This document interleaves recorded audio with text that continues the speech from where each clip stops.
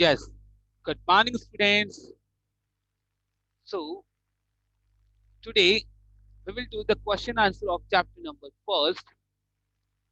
Okay. In the previous session, we have completed the chapter 1 and 2. So today we will do the activity and question answer of the chapter number first. So you have to listen carefully and understand this question answer. Okay. तो आज हम first chapter के question answer करेंगे, तो आपको ध्यान से सुनना है और समझना है. Okay, so don't write anything. Clear? Only you have to listen carefully. Okay, so let's start first chapter. Yes, so what is the name of this first chapter? ध्वनि. Okay, yes, you can see here the first question. कवि को ऐसा विश्वास क्यों है कि उसका अंत अभी नहीं होगा? ओके, कवि को ऐसा विश्वास क्यों है कि उसका अंत अभी नहीं होगा? This is the first question and you can see here कवि जीवन के प्रति आस्था और विश्वास से भरा हुआ है, इसलिए वह अपनी कर्तव्य निष्ठा और सक्रियता से विमुख होकर अपने जीवन का अंत नहीं होने देगा. वह अपने उत्साही कार्यों की आभा को वसंत की तरह सुगंधित रूप से सब और फैलाना चाहता है. तो कहने का तात्पर्य क्या है बेटा? कि कवि के जीवन में अभी भी उसकी आस्था है, उसको विश्वास है, उसके जीवन में विश्वास भरा हुआ है, इसलिए जो उसके वो कर्तव्य निष्ठा है ना, तो वो उससे विमुख नहीं होगा. मतलब वो उस कार्य को करने के लिए अग्रसर होगा, वो अभी उस हताश नहीं होगा, बल्कि जो हताश लोग हैं, जो निराश लोग हैं, उन्हें वह जागृत करने का कोशिश करेगा. क्यों? क्योंकि उसमें आस्था और विश्वास भरा हुआ है.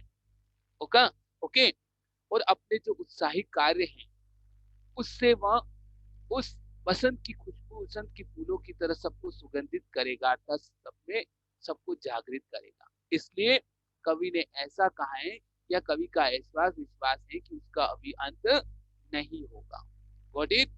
Next question number 2. फूलों को अनंत तक विकसित करने के लिए कवि कौन कौन से प्रयास करता है? फूलों को अनंत तक विकसित करने के लिए कवि कौन कौन से प्रयास करता है? तो देखिए, कवि चाहता है कि सारे पुष्प अनंत काल तक अपनी आभा, सुषमा और सुगंध सारे वातावरण में बिखेरते रहें. ओके, इसलिए किशोरों रूपी फूलों को अनंत तक विकसित करने के लिए उन पर छाए उनिंदेपन के आलस्य को दूर करके अपने नव जीवन के अमृत से सहर्ष सींचने का प्रयास करता है. मीन्स कवि यही कहना चाह रहा है कि जो सारे, अब यहाँ पुष्प की तुलना बताई थी आपको, कली की तुलना, जो उदासी लोग हैं, जो निराश लोग हैं, जो उनिंदेपन अर्थात जो मतलब अभी भी अपने जीवन में उदासी लिए हुए हैं, जैसे नींद से उठते हुए इंसान उदासी कैसे होता है, ऊँगता हुआ, उस तरह से बताएं कि जो उनिंदेपन के आलस्य है उनमें, उस आलस्य को वो दूर करके उनके जीवन में नए अमृत रूपी सहर्ष, मतलब अमृत सींचना चाहता है, तो अमृत की तरह उनको सहर्ष सींचने का प्रयास करना चाहता है. कौन? कवि. तो कवि ने क्या कहा है कि फूलों को अनंत तक विकसित करने के लिए कवि यही प्रयास करता है. क्या? कि कवि उन जो उदासी लोग हैं, जो उदास या निराश और हताश लोग हैं, उनके उनिंदेपन के आलस्य को दूर करके वह अपने नवजीवन के अमृत से सहर्ष सींचने का प्रयास करता है. नेक्स्ट है, कवि पुष्पों की तंद्रा और आलस्य दूर हटाने के लिए क्या करना चाहता है? अब तंद्रा यानी नींद, आलस्य यानी आलसपन. ओके, तो देखिए, कवि किशोरों यानी जो किशोर लोग, बच्चे हैं, उनके लिए जो भी जीवन से हताश हो चुके हैं. ओके, यस, कवि किशोरों रूपी पुष्पों की तंद्रा और आलस्य दूर हटाने के लिए अपने स्वप्न भरे कोमल हाथ पर फेरना चाहता है और उन्हें एक मनोहर प्रभात का संदेश देना चाहता है. क्या बताएं कवि? जो किशोरों रूपी पुष्पों की तंद्रा है ना, यानी यहाँ जो फूल हैं, जो तंद्रा यानी नींद से जो आलस्य, उनको किशोरों की उपमा की है। उन फूलों से जो आलस्य रूपी जो फूल हैं, उनकी किशोर किससे तुलना हुई है? किशोरों से, है ना। तो उन किशोरों रूपी जो फूलों की तंद्रा है, नींद है, और जो उनमें आलस्य है, उसको दूर हटाने के लिए वह अपने स्वप्न भरे कोमल हाथ उन पर फेरना चाहता है, अर्थात उन्हें जागृत करना चाहता है। ठीक है, उनका कवि का सपना है कि मैं ऐसे किशोर, ऐसे जो हताश है, जो निराश है, जो आलस्य करके बैठे हैं, उन्हें वे एक जागृत करना चाहते हैं, अर्थात एक मनोहर प्रभात, उन्हें मनोहर प्रभात का संदेश देना चाहता है कि अभी हताश होने का समय नहीं है।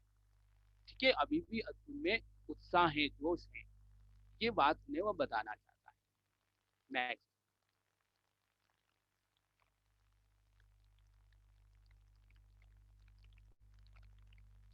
क्वेश्चन नंबर थर्ड, कवि पुष्पों की तंद्रा और आलस्य को कंप्लीट। नेक्स्ट है कविता से आगे, बसंत को ऋतुराज क्यों कहा जाता है? आपस में चर्चा कीजिए। देखो बेटा, ये तो आपको सबको पता होगा, बसंत ऋतु को ऋतुराज क्यों कहते हैं, क्योंकि ये सभी ऋतुओं से मनमोहक ऋतु होती है। पता है आपको, इस ऋतु में कई तरह के सारे फूल खिल जाते हैं, वातावरण सुगंधित बन जाता है, चारों तरफ मतलब फूल ही फूल दिखाई देते हैं। तो ये सभी ऋतुओं की राजा कहलाती है ना। तो इसलिए इसको क्या कहते हैं? ऋतुराज कहते हैं, ऋतुओं की राजा। तो देखिए, हमारे भारत में या हमारे भारत देश में साल भर में क्रमशः 6 ऋतुओं का आगमन होता है। ठीक है, इन सब ऋतुओं का अपना अलग अलग महत्व होता है।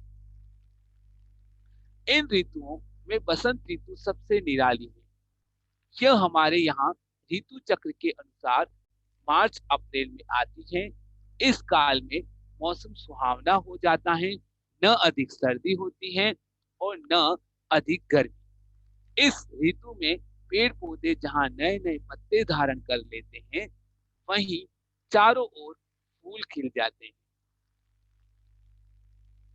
आम के पेड़ों पर बोर आ जाते हैं, बोर का मतलब यहाँ मोर से है ना। खेतों में सरसों के फूल खिल जाते हैं, कोयल की मधुर कूक आदि सब मिलकर वातावरण को मादक बना देते हैं, सुगंधित बना देते हैं। ठीक है, मानव जीवन उमंग और उत्साह से भर उठता है।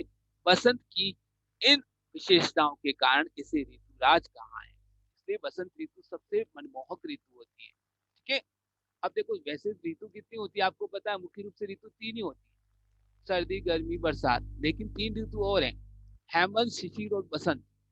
ठीक है, तो मुख्य रूप से टोटल क्या है, कितनी ऋतु हैं? 6 ऋतु हैं। ठीक है, सर्दी, गर्मी, बारिश, बरसात, फिर हेमंत, शिशिर और बसंत। ठीक है, तो ये जो बसंत ऋतु है वो मार्च अप्रैल में आती है अक्सर, और इस मौसम इसमें क्या होता है, मौसम पूरा सुहावना हो जाता है। न तो ज्यादा गर्मी पड़ती है, न ज्यादा सर्दी होती है, और पेड़ पौधों पर नए नए पत्ते भी आते हैं, फूल खिल जाते हैं, वातावरण पूरा सुगंधित बन जाता है, मनमोहक बन जाता है ना। इधर कोयल की कूकू, मतलब पेड़ों पे जब पत्तियां फूल आते हैं तो पक्षी भी क्या होते हैं, खुश हो जाते हैं, है ना। खेतों में सरसों उगता है, सरसों के भी फूल खिलते हैं, वातावरण कितना मनमोहक हो जाता है। इसलिए इस ऋतु को क्या कहा है? बसंत ऋतु को ऋतुराज कहा। ठीक है, ओके।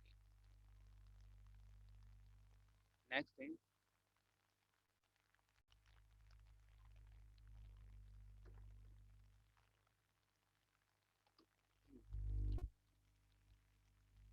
फिर इसमें बताया था किसी एक त्योहार पर निबंध लिखिए। देखो, इसी क्वेश्चन में आपके मिला हुआ है एक त्योहार पर निबंध, जो कि आपने पहले भी छोटी क्लासों में, 8 क्लास 6 7 में भी लिखा होगा कि किसी भी एक पर आप चाहे तो उस पर निबंध लिखना है आपको। जैसे आप लीजिए, होली का ले सकते हैं, दीपावली ले सकते हैं, है ना, रक्षाबंधन ले सकते हैं। किसी भी एक त्योहार पर आपको क्या लिखना है? निबंध। किसी एक त्योहार पर निबंध लेखन के लिए छात्र पुस्तक से निबंध शीर्षक में बसंत ऋतु या रंगों का त्योहार होली देखें। ठीक है, कोई भी आप त्योहार पर निबंध लिख सकते हैं, ठीक है, अपने शब्दों में। Is it clear? So you have to write any essay. आप चाहो तो होली पर ले लेना, चाहो तो आपके होली पर भी लिखाया हुआ भी था पहले, तो बताया you can take any topic, जैसे होली है, रक्षाबंधन है, या बसंत ऋतु है, जो भी आप टॉपिक चाहो तो लिख सकते हो। ठीक है, ऋतु परिवर्तन का जीवन पर गहरा प्रभाव पड़ता है। इस कथन की पुष्टि आप किन किन बातों से कर सकते हैं? मतलब क्या बताएं कि ऋतु परिवर्तन का, जब ऋतु चेंजेस होती है, परिवर्तित होती है, तो उसका जीवन पर भी प्रभाव पड़ता है। इस कथन की पुष्टि आप किन किन बातों से कर सकते हैं? तो देखिए, ऋतु परिवर्तन ऋतु परिवर्तन का हमारे जीवन पर गहरा प्रभाव पड़ता है, इसकी पुष्टि हम निम्नलिखित बातों के आधार पर कर सकते हैं। अब वो बातें कौन कौन सी है, देखो समझते हैं।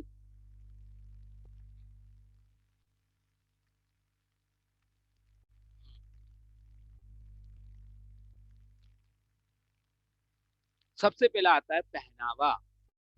क्या आता है बेटा? पहनावा, जो हम पहनते हैं ना, कपड़े। जैसे देखिए, ऋतु परिवर्तन का प्रभाव हमारे पहनावे पर सबसे अधिक पड़ता है, इसलिए ऋतु के अनुसार परिधानों का प्रयोग किया जाता है। तो परिधान का मतलब होता है वस्त्र बेटा, परिधान का मतलब क्या होता है? वस्त्र। ठीक है, का प्रयोग किया जाता है। उदाहरण के लिए ग्रीष्म ऋतु में हम सफेद और सूती वस्त्रों का अधिक प्रयोग करते हैं। क्यों? क्योंकि सफेद वस्त्र ठंडक पहुंचाता है, शांति प्रदान करता है, गर्मी नहीं देता है, शीतल होता है। और सूती वस्त्र भी गर्मी नहीं करते हैं, इसीलिए गर्मी में कॉटन चीजें ज्यादा पहनी जाती है, दूसरा, जबकि सर्दियों में ऊनी वस्त्र और भारी भरकम रंगीन कपड़ों का अधिकाधिक प्रयोग करते हैं। आपको पता है, सर्दियों में हम ज्यादा से ज्यादा कपड़े पहनने की कोशिश करते हैं ताकि शरीर को उष्मा मिले, गर्मी मिले, है ना? तो ये ऋतु परिवर्तन का प्रभाव दिख रहा है आपको? दिख रहा है ना? जैसे ही सर्दी ऋतु आई, जैसे अभी चल रही है अपनी बरसात ऋतु, अब बरसात के बाद तो क्या आएगा वापस, आपको पता है? अभी चल रहा है जैसे जून, जुलाई, फिर जुलाई, अगस्त, सितंबर, अक्टूबर, फिर क्या आएगा? आपकी सर्दी आएगी। तो सर्दी की ऋतु में आप क्या करोगे? ऊनी कपड़े पहनोगे, ज्यादा कपड़े पहनोगे। तो वो क्या है, हम ऋतु जैसे जैसे चेंज होती है तो हमारे ऊपर जीवन में भी प्रभाव पड़ता है। ठीक है, अब आता है खान पान। ये खान पान भी आप अच्छी तरह से समझ होंगे। सर्दी में खाने को गर्म चीजें चाहिए, ज्यादा खाना चाहिए, लेकिन वही गर्मी में कम चीजें चाहिए। देखिए, अब देखिए कि ऋतु परिवर्तन का प्रभाव हमारे खान पान पर भी सबसे अधिक पड़ता है। खान पान पर भी सबसे अधिक पड़ता है। कैसे? अतः ऋतु परिवर्तन के अनुसार ही लोग अपने भोजन में खाद्य वस्तुओं का समायोजन करते हैं। उदाहरण के लिए, ग्रीष्म ऋतु में हम शीतलता प्रदान करने वाले खाद्य पदार्थों का अधिक से अधिक सेवन करते हैं, जो ठंडक पहुंचाए शरीर में, है ना, जो गर्मी न करें, ऐसे चीजों का हम ज्यादा यूज करते हैं। और शीत ऋतु में गर्मी प्रदान करने वाले खाद्य पदार्थों का अधिक से अधिक सेवन करते हैं। गर्मी में हम जो शरीर को उष्मा दो देगी, ऐसी चीजों का हम यूज करते हैं। गर्मी में हम मक्का खाते हैं, खाते हैं सब, सर्दी में सॉरी, सर्दी में हम मक्के से बनी हुई चीजें खाते हैं। मक्की की रोटियां हैं, मक्की से बनने वाले विभिन्न व्यंजन हैं, जो शरीर को उष्मा देती है। क्योंकि हमें शरीर सर्दी में शरीर को उष्मा की आवश्यकता होती है, गर्माहट की जरूरत होती है, ऊर्जा की जरूरत होती है। तो हमें शरीर को वैसा ही हम खान पान करते हैं। और वही इसके अपोजिट, गर्मी में ठंडक यानी कि शीतल, शरीर को जो शीतल करे, ऐसी चीजों को हम खाद्य पदार्थों में यूज करते हैं। ठीक है, दूसरा कारण हो गया। अब आता है थर्ड,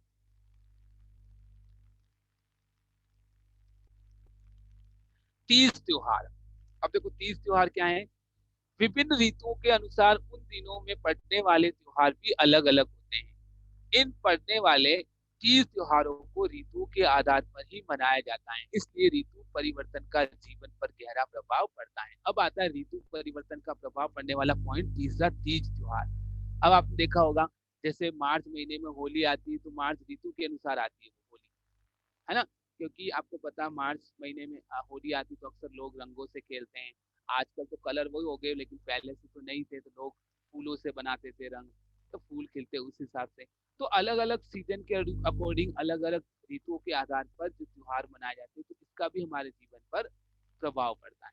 ठीक है, अगला आ रहा है फोर्थ, स्वास्थ्य अनुकूलता। स्वास्थ्य अनुकूलता, कुछ ऋतुएं स्वास्थ्य की दृष्टि से अति उत्तम होती हैं, बहुत ही अच्छी होती हैं। इनमें एक और, जहाँ खाद्य सामग्री की प्रचुरता होती है, वहीं जीवाणुओं का संक्रमण भी कम होता है। अब उदाहरण के लिए देखो, उदाहरण के लिए शरद ऋतु और बसंत ऋतु या वसंत ऋतु, इनके विपरीत ग्रीष्म ऋतु और वर्षा ऋतु स्वास्थ्य के लिए कम अनुकूल होती हैं।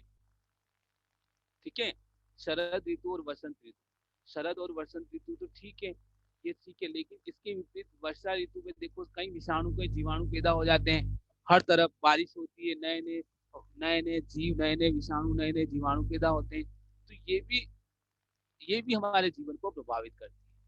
ठीक है। ग्रीष्म ऋतु में भी यही हाल है, गर्मी पड़ती है ना, शरीर भी जैसे चिपचिपा हो जाता है, कई जम्स हो जाते हैं बॉडी पर।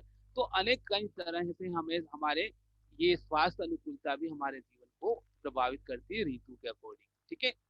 इस प्रकार हम कह सकते हैं कि ऋतु परिवर्तन का लोगों के जीवन पर गहरा प्रभाव पड़ता है। तो ये 4 पॉइंट थे मुख्य रूप से। ठीक है।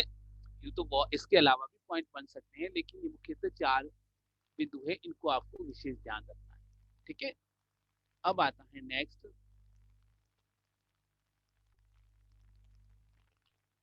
अनुमान और कल्पना। नेक्स्ट क्वेश्चन है आपके अनुमान और कल्पना। कविता की निम्नलिखित पंक्तियां पढ़कर बताइए कि इसमें किस ऋतु का वर्णन किया है। हमें कविता पढ़नी है और बताना है कि कौन सी ऋतु का इसमें वर्णन हुआ है। ठीक है, चलो पढ़ते हैं। फूटे हैं आमों में बोर। बोर का मतलब बेटा मोर। आपने देखा होगा आम के गर्मी के सीजन में मोर आ जाते हैं, फूल आते हैं ना आम के, आम लगने से पहले, वो कहलाते हैं मोर, तो उसको यहाँ पर बोर का है। ठीक है। भोर वन वन टूटते हैं, होली मची और ठोर ठोर सभी बंधन छूटे हैं। अब इन पंक्तियों से पढ़कर आपको क्या समझ में आ रहा है? ये समझ में आ रहा है, देखो बसंत ऋतु का वर्णन हुआ है, न ज्यादा सर्दी, क्योंकि मार्च महीने में लगभग आमों का सीजन आता है, मोर खिलने लगते हैं। तो इसका मतलब न तो ज्यादा गर्मी न ज्यादा सर्दी, क्योंकि अप्रैल मई में ज्यादा गर्मी सर्दी, मार्च तो स्टार्टिंग होता है सर्दी। देखो फरवरी और मार्च। ठीक है। तो यहाँ पर फरवरी, देखो फरवरी एंड होती है लगभग और स्टार्टिंग गर्मी स्टार्ट होती है, उस समय बसंत ऋतु कहलाती है, बीच का मौसम। तो क्या बताया, उपयुक्त काव्य में या उपयुक्त काव्य पंक्तियों को पढ़ने से विदित होता है, यानी विदित मतलब जानकारी होती है, हमें पता चलता है कि इन पंक्तियों में बसंत ऋतु का वर्णन है। उसका कारण यह है कि आमों में बोर आने और होली के त्योहार का उल्लेख हुआ है। तो होली का त्योहार और आमों का बोर आना, ये बसंत ऋतु को इंगित करता है, ध्यान रखना। क्लियर? ये दोनों चीज आपको जो इंगित करती है, वो एक तो बसंत ऋतु को कौन सा, एक तो आमों का बोर आना और होली का सीजन, ये बसंत ऋतु में कहलाता है। क्लियर?